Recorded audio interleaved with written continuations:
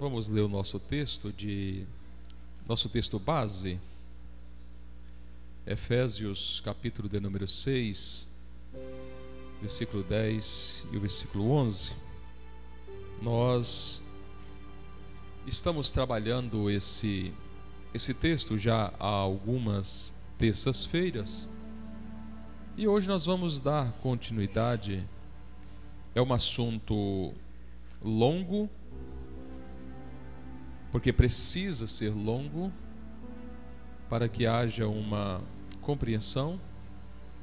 Espero que vocês estejam anotando, estejam guardando o que nós estamos falando nessas últimas terças, porque a Bíblia, para que a gente tenha uma compreensão daquilo que a palavra está nos orientando, a gente precisa fazer uma chamada equação para você ir compreendendo o assunto. E nós estamos trabalhando um assunto que é muito interessante, porque nós estamos em franca batalha. Nós estamos guerreando todos os dias. E por vezes nós perdemos algumas batalhas por não saber nos posicionar diante desta batalha, que ela é sangrenta, ela é dolorida, ela é, por vezes, letal. Então, eu preciso conhecer um pouco a respeito das coisas espirituais, para que eu possa, no mínimo, saber me proteger. É o mínimo. Porque até para você se proteger, você tem que saber.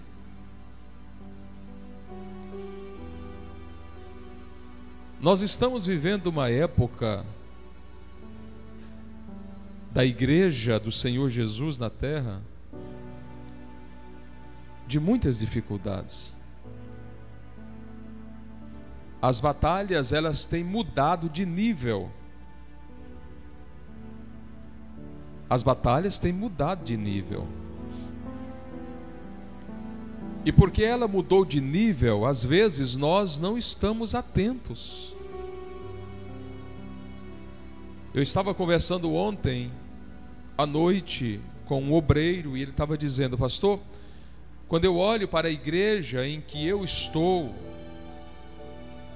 eu consigo olhar e ver nos olhos dos irmãos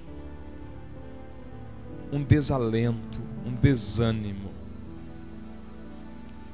E como faço, ou como devemos fazer, o que devemos fazer para que a igreja volte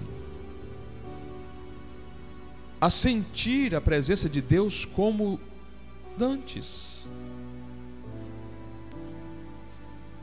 Eu, com muito cuidado, disse para aquele obreiro: o problema começa dentro de cada um. Nós não podemos aplicar ou olhar para o outro e dizer: você está frio. Porque na verdade, às vezes eu estou frio. Eu estou com problemas de relacionamento com Deus. E estou achando que o outro é que está. Mas isso precisa chamar a nossa atenção. Por quê? Porque o inimigo da nossa alma tem trabalhado diuturnamente para parar a igreja de Jesus. A igreja vai parar? Claro que não vai parar.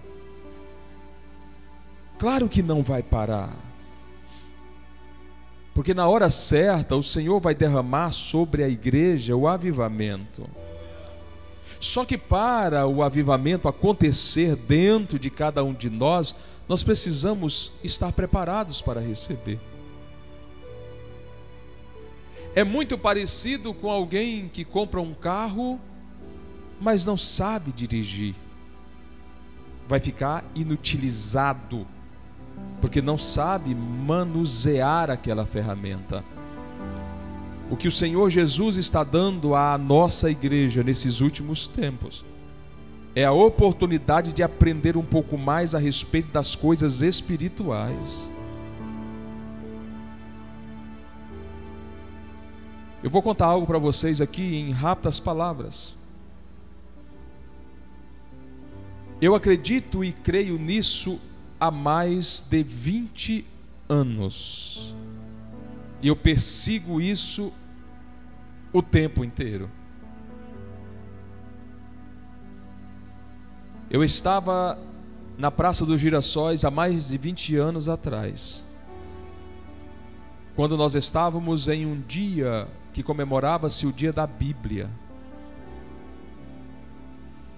E Deus usa o nosso pastor presidente naquela manhã chuvosa e diz: eu vou trazer um avivamento. O avivamento vai começar por palmas.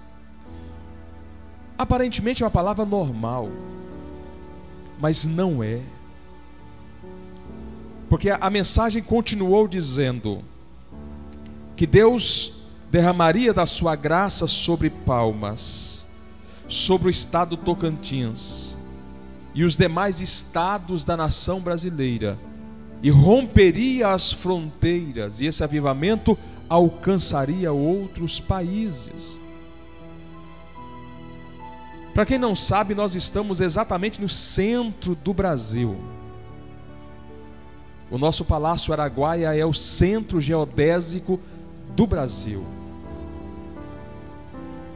Passou-se alguns meses, eu fui para Palmeirópolis em um congresso de jovens. E Deus usa o pastor daquela manhã e disse: do Tocantins eu levantarei um avivamento que vai alcançar o restante do Brasil e vai romper as fronteiras. Mas só que antes de Palmeirópolis houve o Comadec. E Deus usa na época o então pastor Abílio Santana e disse: eu vou levantar dessa cidade e desse estado um avivamento que vai ser derramado sobre todos os estados do Brasil e vai romper as fronteiras. Meus irmãos, eu estou perseguindo isso desde aquela época. Eu não tenho deixado essa chama apagar dentro do meu coração. E eu sei que Deus vai avivar a sua igreja. O preço foi alto demais para essa igreja ficar morna. E quando eu digo igreja, não estou dizendo a AD3B, eu estou dizendo a igreja. Nós estamos vendo tantas coisas, tantas aberrações acontecendo por esse Brasil afora. Tantas pessoas que se levantam como profetas, tantas heresias que dá nojo a gente ver e ouvir. E a gente sabe que não tem Deus naquele negócio, é pessoas se autopromovendo para ganhar dinheiro. Deus está esperando a nossa atitude. Deus está esperando cada um de nós a nos posicionar. E a gente às vezes fica olhando para o tempo. A Bíblia diz: aquele que olha para o vento, olha para o tempo, não semeia. Aquele que perde tempo olhando para o nada, não vai colher nada. E nós estamos aqui nesses últimos dias falando para vocês a respeito daquilo que considero importante por demais, que é a respeito das coisas espirituais, das batalhas que nós travamos todos os dias. São batalhas que acontecem no mundo espiritual, que eu preciso vencer lá, e para vencer lá eu preciso estar preparado aqui. E eu vou falar um pouquinho sobre isso hoje. Efésios, capítulo de número 2. Gostaria que você olhasse na sua Bíblia.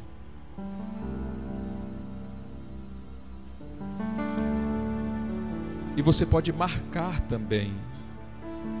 Não é pecado você riscar, anotar na sua Bíblia. Versículo de número 1, eu vou ler até o versículo de número 6 e 7. E vos, Efésios 2, verso 1. E vos vivificou, estando vós mortos em ofensas e pecados, em quem noutro tempo andaste segundo o curso deste mundo, segundo o príncipe das potestades do ar, do espírito que agora opera nos filhos da desobediência, entre os quais todos nós também antes andávamos nos desejos da nossa carne, fazendo a vontade da carne e dos pensamentos, e éramos por natureza filhos da ira, como os outros também. Mas Deus, que é riquíssimo em misericórdia, pelo seu muito amor que nos amou, estando nós ainda mortos em nossas ofensas, nos vivificou juntamente com Cristo. Pela graça sois salvos, e nos ressuscitou juntamente com Ele, e nos fez assentar nos lugares celestiais em Cristo Jesus. Até o versículo de número 6.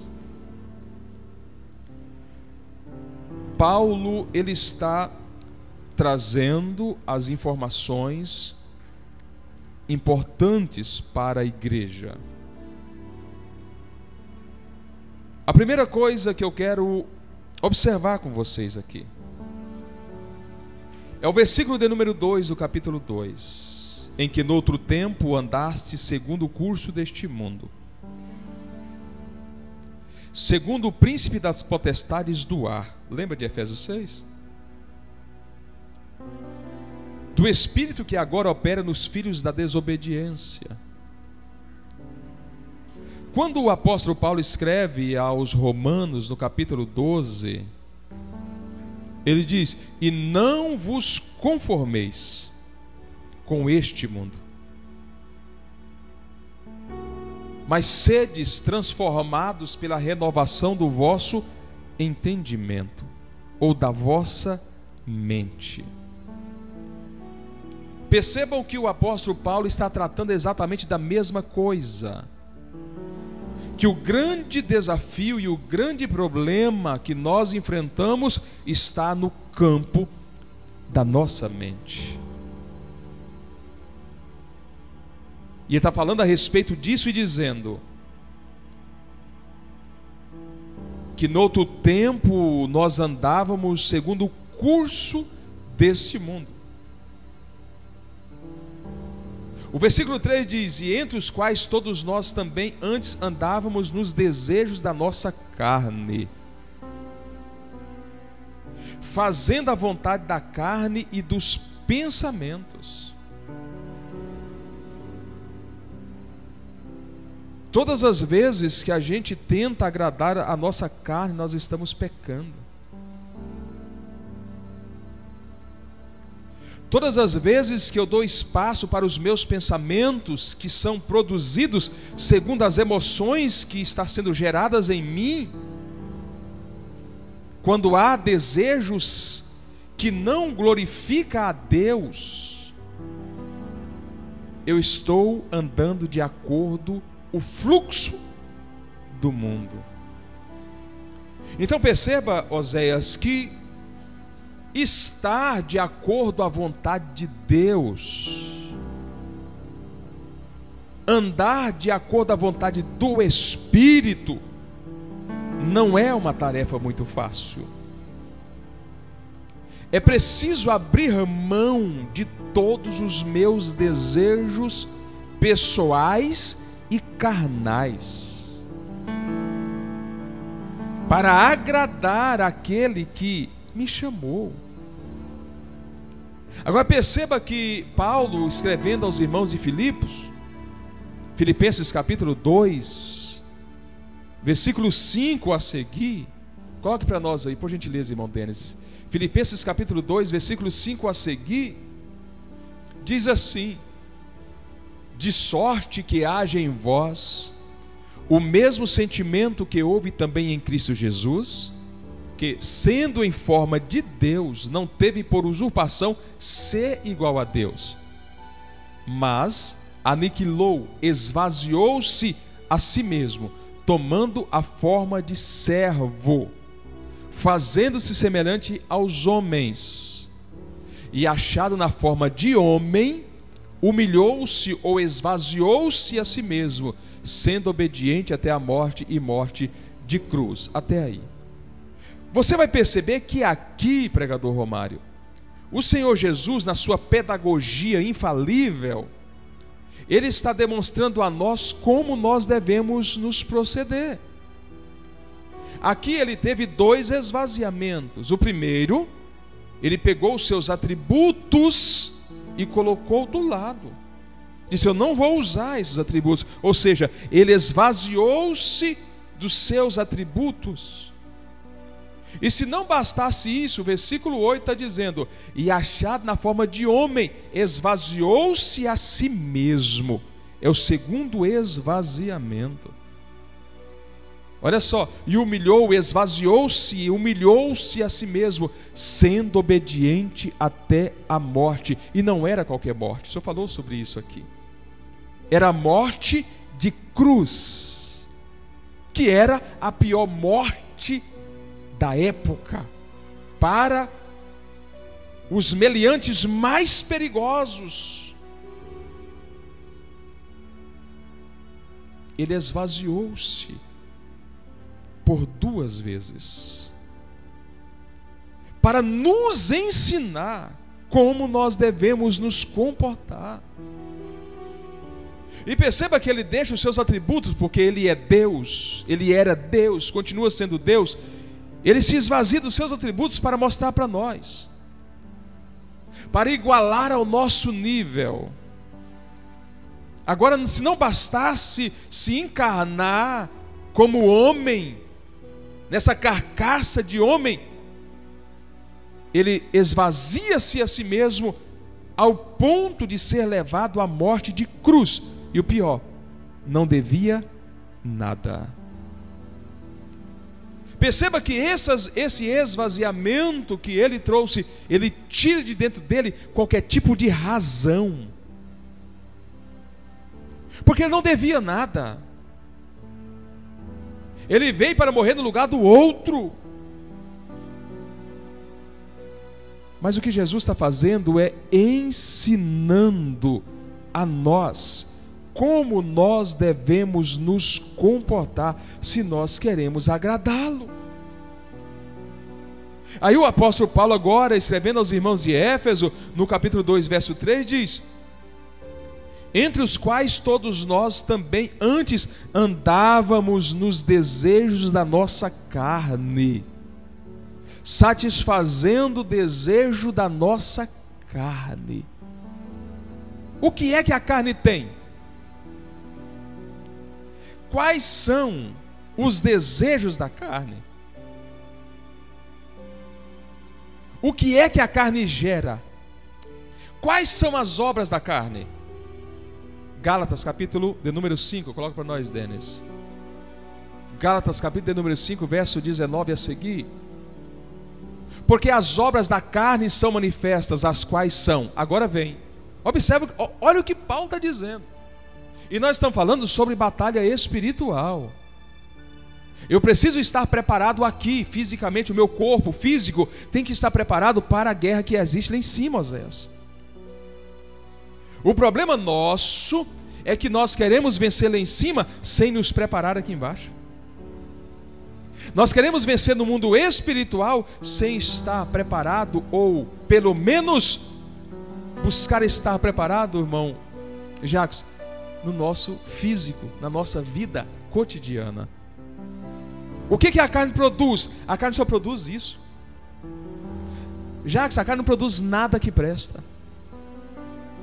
As obras da carne é essa aqui, ó: prostituição, impureza, lascívia, idolatria, feitiçaria, inimizades, porfias, emulações, iras, pelejas, dissensões, heresias, invejas, homicídios, bebedices, glutonarias e coisas semelhantes a estas, acerca das quais vos declaro, como já antes vos disse, que os que cometem tais coisas não herdarão o reino de Deus.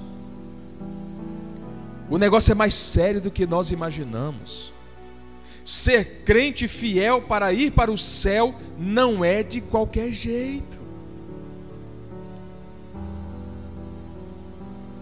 A chegada dos neopentecostais de uma forma definitiva, a partir da década de 70 aqui no Brasil, ficou muito parecido com aquela ideia, Oséias, da mistura entre o povo de Israel com os babilônios, por exemplo, que houve a miscigenação. Foi de onde nasceu os samaritanos, essa mistura de povos. Com a chegada dos neopentecostais, onde eles pregam que você precisa apenas de estar na igreja, que você não precisa estar tão exatamente de acordo com a palavra, mas se você dizimar, se você ofertar, se você fizer campanha, se você passar pelo tapete vermelho, se você colocar o sal grosso na cabeça, se você fizer essas coisas, se você beber a água que vem lá do Rio Jordão, se você beber a água que é consagrada, se você tomar o óleo que é consagrado, está tudo resolvido na sua vida. Isso não tem, meus irmãos, fundamento bíblico para a salvação. Mas houve essa mistura. Mas ser crente fiel para ir para o céu, ser crente para vencer as batalhas do mundo espiritual, irmão, é preciso observar o que Paulo está dizendo aos irmãos galácios. Observe as obras da carne. A carne nunca produziu, jamais vai produzir alguma coisa boa.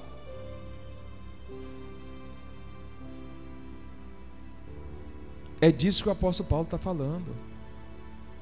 E se não bastasse isso, essas coisas que acontecem através da carne geram em nós pensamentos, e nós somos atribulados pelos nossos pensamentos. Eu já disse para vocês nas terças passadas que a nossa mente ela é indomável, e a nossa mente é um território, vamos dizer assim, é um território de ninguém. Você não tem domínio, eu não tenho, nós não temos domínio dos nossos pensamentos. Porque os nossos pensamentos são produzidos por aquilo que vemos ou por aquilo que ouvimos. Cuidado com aquilo que você anda olhando. Cuidado com aquilo que você anda ouvindo. Porque é dali que vai partir os seus pensamentos. É impossível você gerar pensamentos na sua cabeça que não seja associado a algo que você viu ou a algo que você ouviu.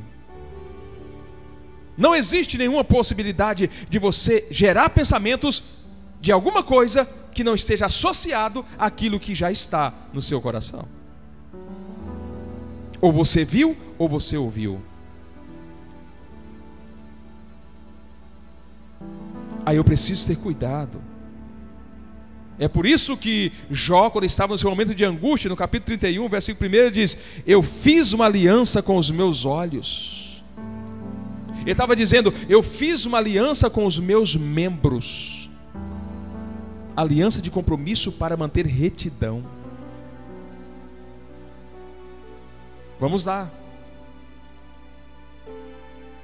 Entre os quais todos nós também antes andávamos nos desejos da nossa carne, fazendo a vontade da nossa carne e dos pensamentos, e éramos por natureza filhos da ira, como os outros também. Agora, verso 4: mas Deus, que é riquíssimo em misericórdia, pelo seu muito amor com que nos amou, estando nós ainda mortos em nossas ofensas. Observe isso aqui. Hoje eu passei a tarde remoendo esse negócio aqui e tentando compreender um pouco. Estando nós ainda mortos em nossas ofensas, nos vivificou juntamente com Cristo, pela graça sois salvos, e nos ressuscitou juntamente com Ele. E se não bastasse, nos fez assentar nos lugares celestiais em Cristo Jesus. Agora, olha isso aqui. Quando é que eu morro? Quando é que eu morro? Quando eu começo a praticar as obras da carne. Quando eu começo a praticar as obras da carne, eu estou morrendo.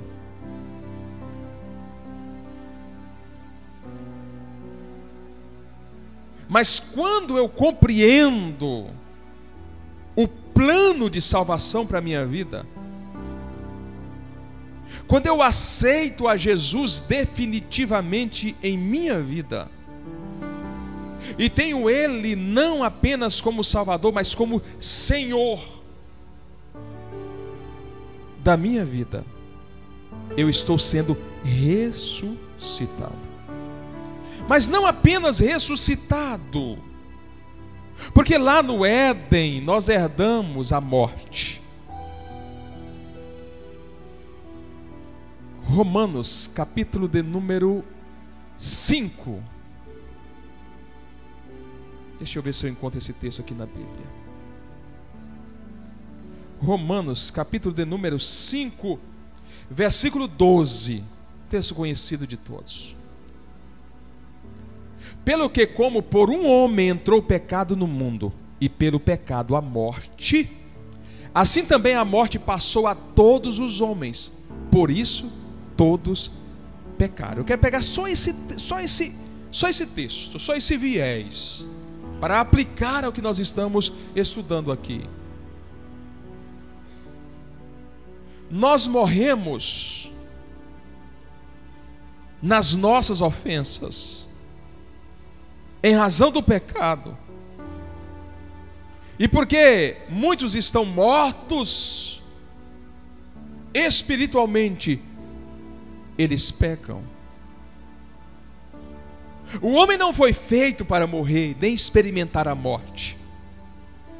No projeto de Deus, o homem foi feito para viver. Mas o pecado, ele veio para destruir. Quando Adão peca lá no Éden, ele é o representante da raça humana. Nós não herdamos o pecado, nós herdamos a morte. E são 3 tipos de morte que o homem herdou. A morte física, que querendo ou não, Romário, o homem vai morrer. Sendo fiel, justo, ou sendo impuro, vai morrer. Isso em razão do erro lá do Éden. Vai morrer. Existe a morte espiritual.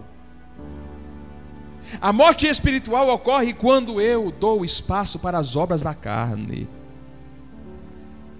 Mas existe a terceira morte, que ela é a pior de todas, que é a morte eterna. Aquela morte que o homem estará eternamente sem Deus. Não existirá mais possibilidade de reconciliação. Eu estou falando com vocês a respeito das coisas espirituais, das batalhas espirituais, como nós devemos nos preparar para enfrentar essas batalhas espirituais que todos os dias está diante de nós. De alguma forma ela vai chegar. Nós não estamos isentos dessas guerras. Agora o apóstolo Paulo, ele revela algo. Quando eu li isso pela primeira vez, lendo e observando, porque uma coisa é você ler o texto, outra coisa é você ler observando o texto, tentando entender o texto, fazendo perguntas para o texto. Quando eu li esse versículo de número 6, e nos ressuscitou juntamente com Ele, e nos fez assentar nos lugares celestiais em Cristo Jesus. Não é apenas, aqui não está dizendo apenas do processo de salvação no dia do arrebatamento da igreja, não. Eu falei para vocês a respeito dos quadrantes espirituais. Eu falei para vocês a respeito das batalhas que são enfrentadas todos os dias, de hostes malignas que são direcionadas para todo tipo de pessoa, para cada pessoa, melhor dizendo. Aqui nós estamos vivendo a sombra daquilo que ainda vamos viver na eternidade. Já viu falar no tipo e o antítipo? É o que nós estamos vivendo na prática. Não só se aplica à questão das coisas do Antigo ou do Antigo Testamento ou do Velho Testamento, não, mas se aplica aos nossos dias, àquilo que estamos vivendo.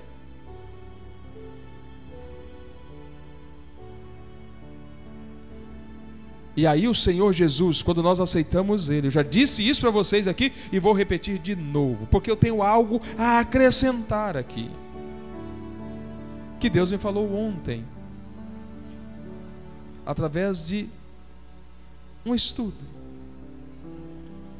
Quando nós somos ressuscitados em Cristo, que agora nós passamos a estar assentado com Ele nas regiões celestiais, nós tomamos o nosso lugar, que está reservado para nós. Então lá em cima hoje existe, vou dizer de novo, existe um Domingos Brito aqui, existe uma representatividade de Domingos Brito lá. Existe um Oséias aqui, existe uma representatividade de Oséias lá. Existe um Heber aqui e existe uma representatividade do Heber lá. Porque eu fiquei encafifado, o presbítero Jacques, pregador. Eu fiquei encafifado com esse negócio, por quê? Porque Paulo escreve também o capítulo 6 e diz assim, que nós temos que ser revestidos da armadura de Deus. Mas a armadura de Deus não é física, ela é espiritual. Compreende o que digo?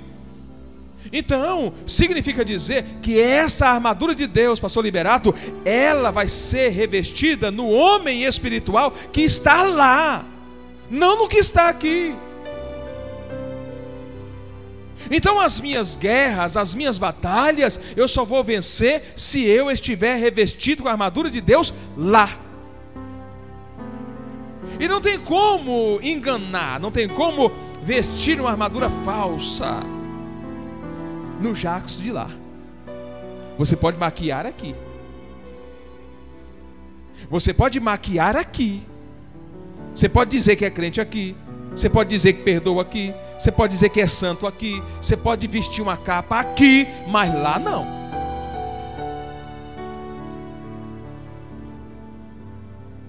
Porque antes de ser revestido pela armadura de Deus, nós passamos por um crivo.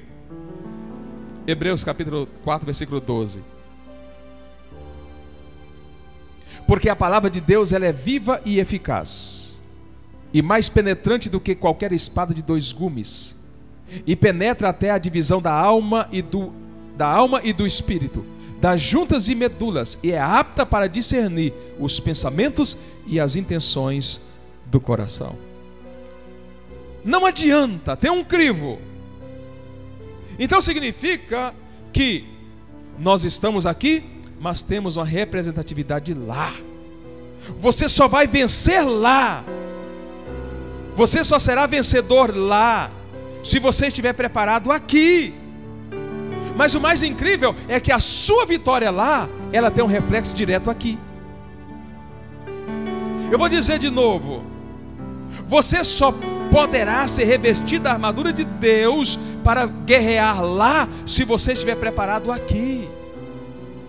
E a sua vitória lá no mundo espiritual vai garantir a sua vitória aqui. Ou seja, há uma ligação daqui para lá e de lá para cá. Eu estou conectado, Jackson. Eu estou aqui, mas estou guerreando lá. É por isso que o apóstolo Paulo diz: orai sem cessar. Eu tenho que estar caminhando, trabalhando, mas conectado em Cristo. Eu tenho que estar fazendo as minhas coisas, mas estou conectado em Cristo. Eu preciso estar trabalhando, mas estou falando com Cristo. Eu tenho que estar conectado o tempo todo. Porque na medida que eu me conecto em Cristo, na medida que eu estou conectado em Cristo, na medida que eu estou linkado em Cristo, eu estou guerreando lá. E aquilo que venço lá, reflete aqui.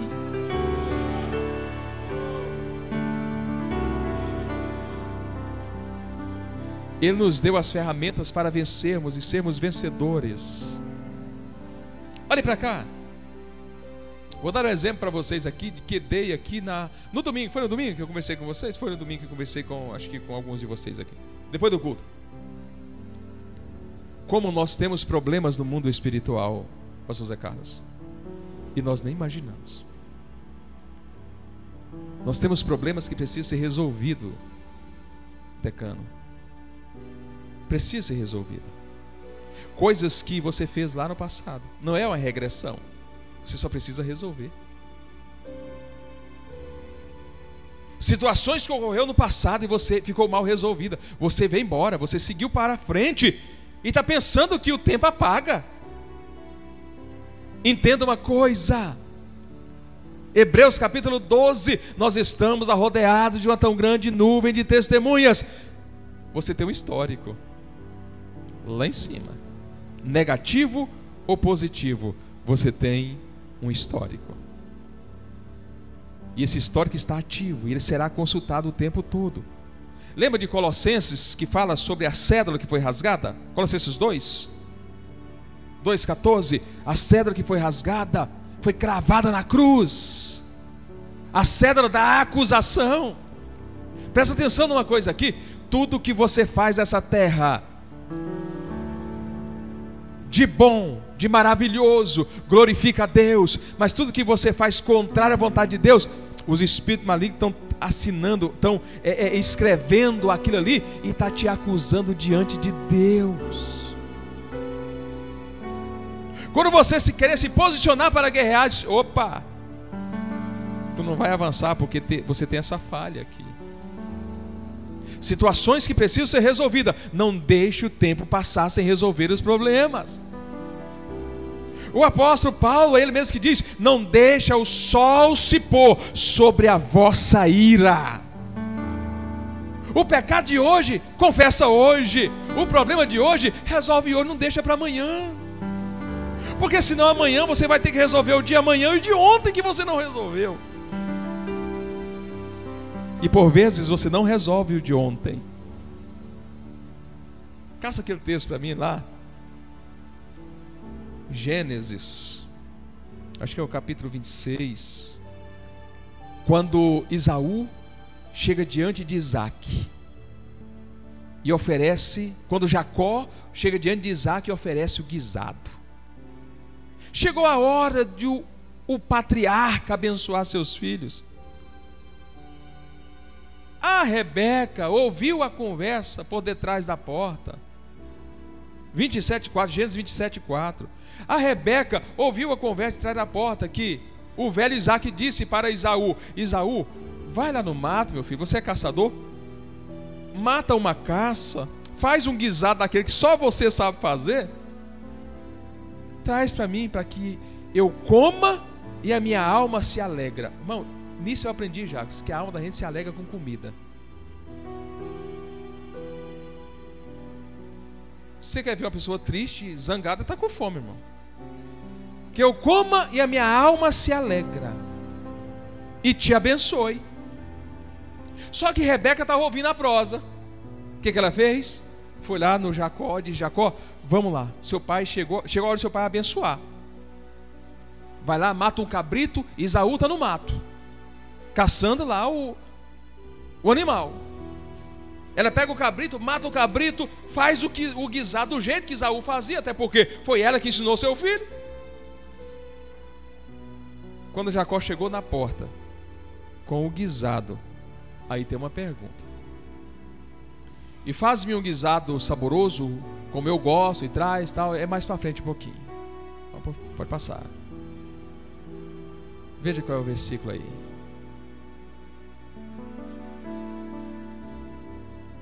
Bom, acho que é o... Então falou Rebeca a Jacó, daí para frente. Pode procurar o versículo, mas vou narrar a história. Versículo 30. Versículo 30.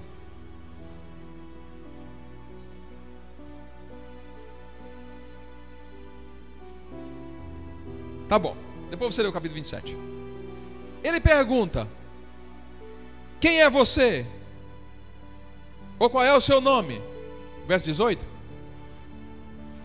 Verso 18, Denis. E veio ele a seu pai e disse: meu pai. E ele disse: eis-me aqui. Quem és tu, meu filho? E Jacó disse a seu pai: eu sou Esaú. Presta atenção nisso aqui, Zenaldo. Presta atenção nisso aqui. Ele fez uma pergunta. Olha a pergunta. E Jacó disse a seu pai: eu sou Esaú. Só bastou isso, Jacos.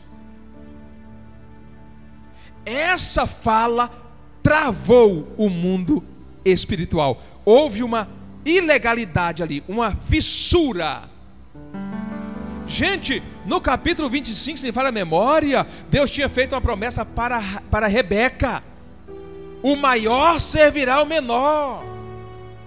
Deus iria fazer um milagre naquele momento da bênção. Só que ela não espera. Ela entra na frente e bagunça todo o processo. Aí Jacó disse: o meu nome é Esaú. Depois de 20 anos, a pendência continuava. Ele continuava sendo enganado. O seu sogro enganou no casamento da sua mulher. Ele trabalhou 7 anos por Raquel, mas ganhou Leia, ou Lia. Trabalhou mais 14 anos para casar com a esposa que ele amava, com a mulher que ele amava. O sogro dele mudou o salário dele 10 vezes. Ele foi enganado de tudo quanto foi jeito. Porque existia uma fissura, uma abertura no mundo espiritual, e a mentira estava lá. Vamos caçar o outro versículo lá do Val de Jabó, capítulo 31, se não falha a memória. Capítulo 32. Quando ele chega no Val de Jaboque. Capítulo 32, 22. Irmão Denis, presta atenção nisso aqui. Estou tentando mostrar para você algo muito sério. E levantou-se aquela mesma noite, e tomou as suas 2 mulheres e as suas 2 servas e os seus 11 filhos, e passou o Val de Jaboque. E tomou-os e fê-los passar o ribeiro, e fez passar tudo o que tinha. Jacó, porém, ficou só, e lutou com ele um varão até que a alva subia. E vendo que não prevalecia contra ele, tocou a juntura de sua coxa, e se deslocou a juntura da coxa de Jacó, lutando com ele. E disse: deixa-me ir, porque já a alva subiu. Porém ele disse: não te deixarei ir, se não me abençoares. E disse-lhe: qual é o teu nome? Qual é o teu nome? Ele disse o quê? Jacó é o meu nome.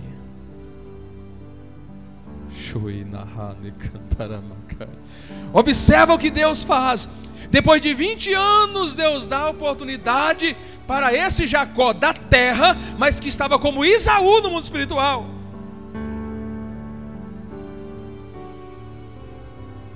Deus dá a ele a oportunidade de resolver o problema. Depois de 20 anos, Deus dá a ele a oportunidade de resolver um problema. Presta atenção numa coisa aqui, meus queridos. Nós estamos falando sobre batalhas espirituais. Eu gostaria que nessa noite você fizesse uma autorreflexão. O que é que está travando a sua vida? O que é que está travando a sua história? Será que no mundo espiritual você é Esaú, mas está como Jacó na terra?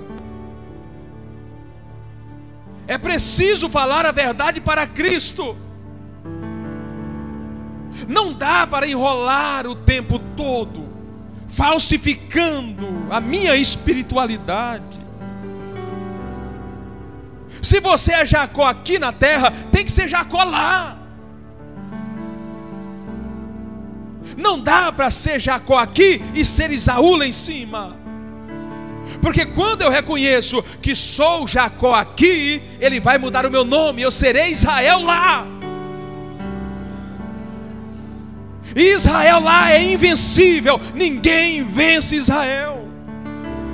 Eu estou falando de você. Ninguém vai resistir você se você estiver sendo representado lá da maneira que você é aqui.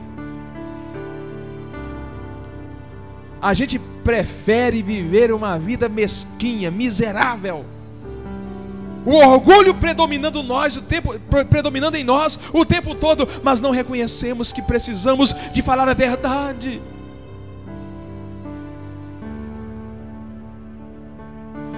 Quem é que está travando você lá em cima? Se você continuar lendo o texto, você vai perceber que Esaú estava vindo atrás dele. E Esaú não estava vindo sozinho, Esaú estava vindo com 400 homens treinados para a guerra. Esaú ia matar todo mundo, ia matar Jacó, ia matar as esposas, ia matar os filhos, ia matar tudo que ele tinha, ele iria matar. Mas Deus deu a Jacó a oportunidade do Val de Jaboque. E no Val de Jaboque, depois de mais de 20 anos, surge a mesma pergunta: qual é o teu nome? E ele teve coragem e disse: eu sou Jacó. Cadê o texto? Continua o texto, Denis. Então disse: não se chamarás mais o teu nome Jacó, mas Israel, pois como príncipe lutaste com Deus e com os homens e prevaleceste. Deixa eu falar uma coisa para você: se eu e você, nós reconhecermos quem somos, imediatamente o nosso nome será mudado, a nossa sentença será mudada, a nossa história será mudada. Chega de viver essa vida medíocre. Chega. Por que não reconhece? Por que nós não reconhecemos que somos miseráveis? Cometemos um monte de infração, de erros no passado e ficou mal resolvido.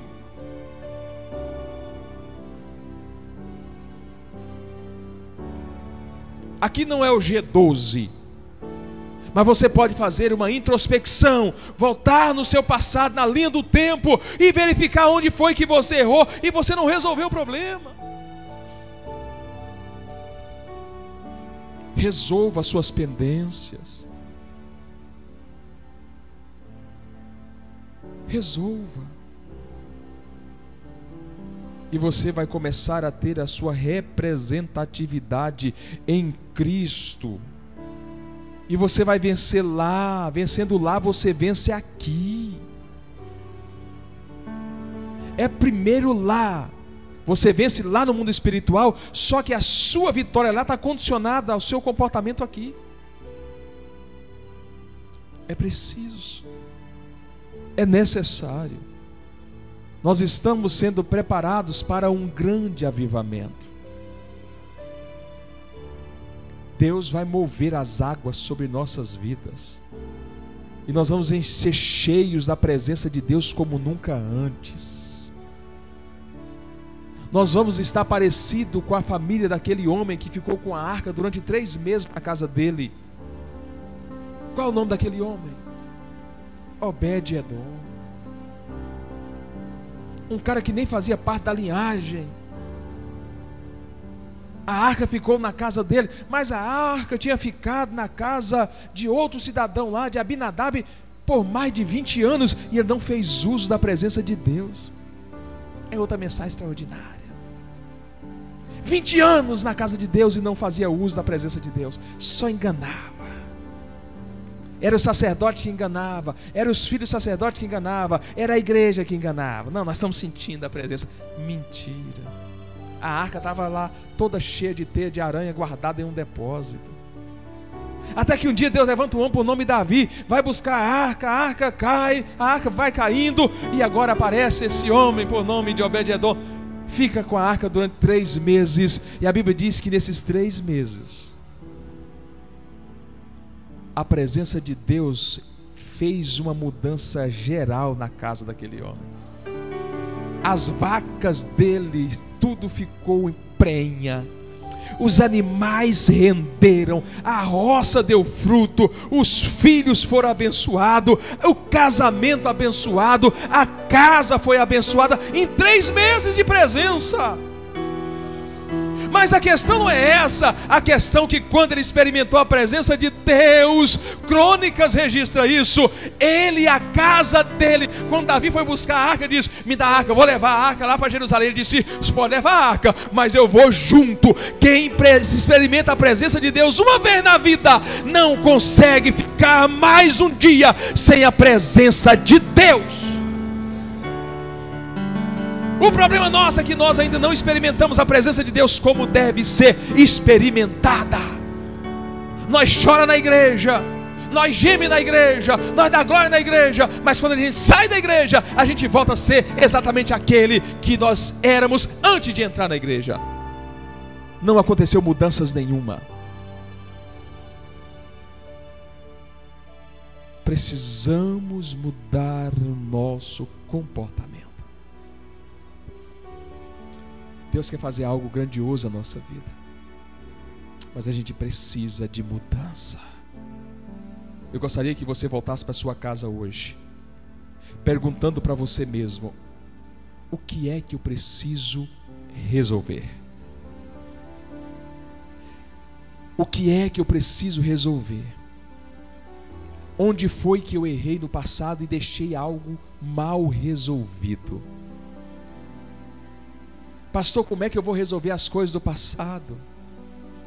O Espírito de Deus vai lhe direcionar. A questão é espiritual. Resolva as suas pendências. Vá para casa pensando nisso. O que foi que você fez no passado que está te prejudicando tanto hoje? Que você não consegue frutificar, não consegue avançar, não consegue produzir, não consegue nada. O que é? Onde foi que você errou e não resolveu o problema? Volte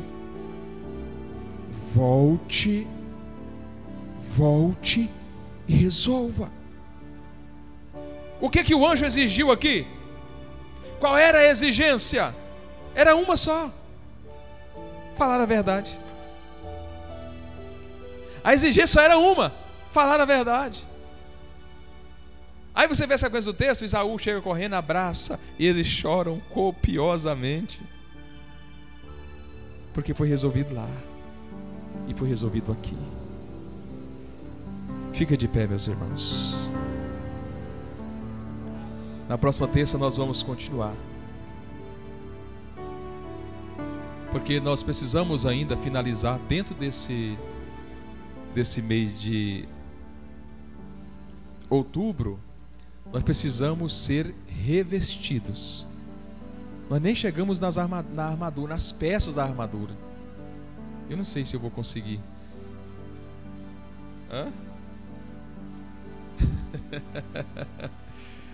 Vamos orar a Deus, meus irmãos. Eu gostaria que você fechasse os seus olhos agora e que você olhasse para dentro de você, porque essas coisas é só você que sabe. Essas situações é só você quem sabe. Problemas que aconteceu, que ocorreu no passado, é só você quem sabe. Onde foi que você errou? O que é que está te prendendo lá? Foi sentimentos? O que foi? Foi mentiras? O que foi que te prendeu lá, que está atrapalhando o seu progresso espiritual? Feche os seus olhos. Querido Senhor Deus, é no nome de Jesus Cristo que nós oramos agora. Mestre, nós queremos mudar. Nós queremos falar a verdade. Nós queremos ter uma vida santificada. Nós fomos chamados para ser santos. Mestre amado, mas muitas coisas que estão pendentes no mundo espiritual, que precisa ser resolvida com urgência. Fortaleça cada um de nós, ó Deus, e nos dê a mesma coragem que o Senhor deu a Jacó, de falar a verdade, de contar a verdade. Nós queremos, ó Deus, resolver as pendências do mundo espiritual. Nós não podemos deixar essas lacunas, esses erros que cometemos no passado, que gerou fissuras na parede de proteção. Nós não podemos deixá-los abertos. Nós precisamos fechar todas essas lacunas, mas essas lacunas só serão fechadas quando nós tivermos o encontro contigo. Ajuda cada um de nós, a tua igreja, os meus irmãos. Nos ajuda, ó Deus, a ser fiel à tua palavra. Nos ajuda a ser fiel, ó Deus, em todas as instâncias, em todos os níveis. Nós precisamos da tua presença, Pai. Espírito Santo, faça com que cada um de nós venha lembrar, ó Deus, dos erros que cometemos que não foram resolvidos, problemas que ocorreu que não foram resolvidos. Nos faça lembrar, e além de lembrar, nos faça ter força para resolver. No nome de Jesus Cristo, nós oramos e te agradecemos, Pai, no nome de Jesus.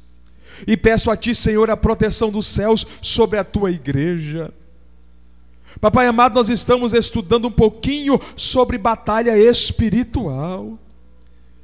Papai amado, guarda a tua igreja, guarda a minha casa, guarda a casa dos meus irmãos. Não deixa, ó Pai, que nenhum dos nossos sofra retaliações do mundo espiritual da maldade. Mas guarda a tua igreja, guarda as nossas famílias. Porque o inimigo, ó Deus, quando ele não consegue atingir a nós, ele quer atingir a pessoa mais próximo de nós. Guarda o teu povo. Guarda, ó Deus, as famílias, guarda as nossas famílias, proteja, sela as nossas famílias para a glória do teu nome, Pai. Assim nós oramos, meu Deus, como também te agradecemos, no nome de Jesus, no nome de Jesus.